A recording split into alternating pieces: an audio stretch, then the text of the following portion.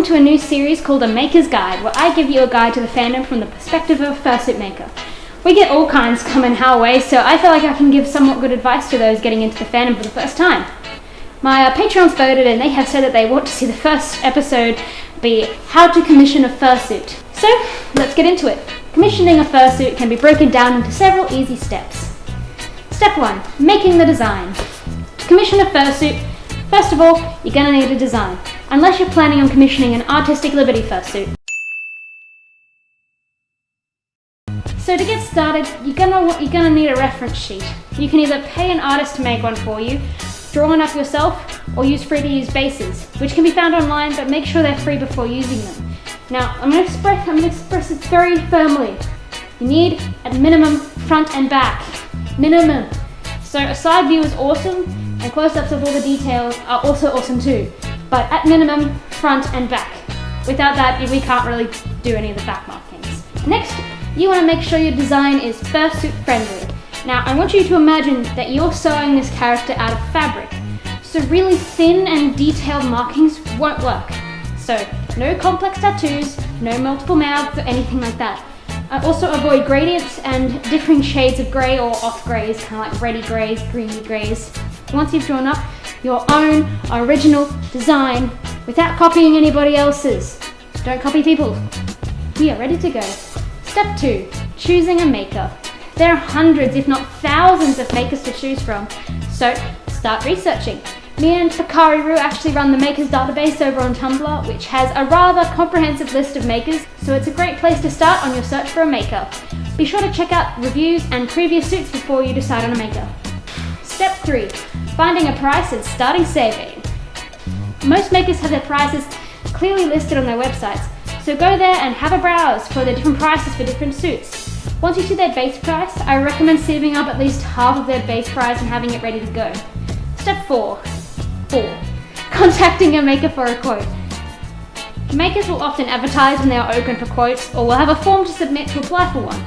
Now, let me make something very clear. Do not ask for a quote if a maker is not open for quotes.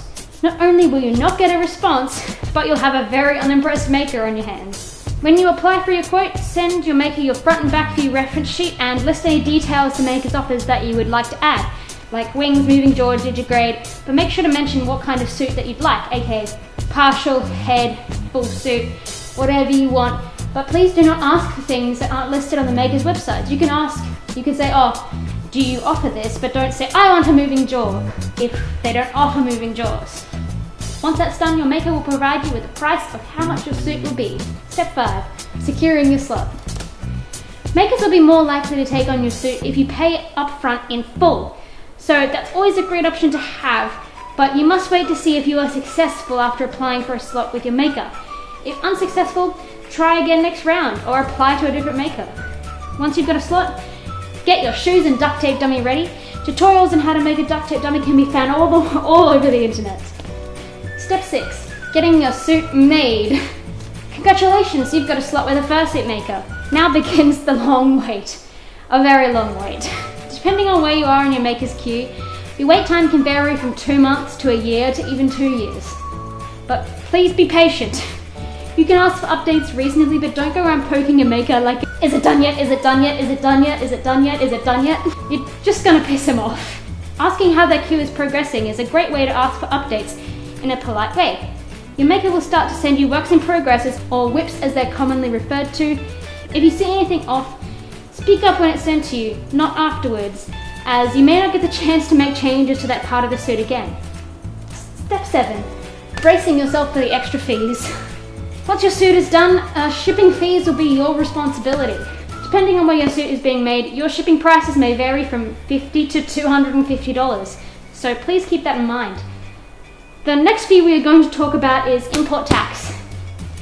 Depending on where you live, how much you're taxed on your imports can vary. For a $3,000 fursuit, you'll most likely be paying $300 import tax for customs to release your suit. So don't get caught off guard and do your research. You can probably check your local Border Force website to check on your import taxes and how much percentage that is of what you paid for your suit. Once that's all out of the way, you now have your fursuit. Congratulations! Do you have a video you want to see? become a Patreon of mine and get to chat with me directly about what you'd like to see. Anyway, I'll see you all next video. Bye bye.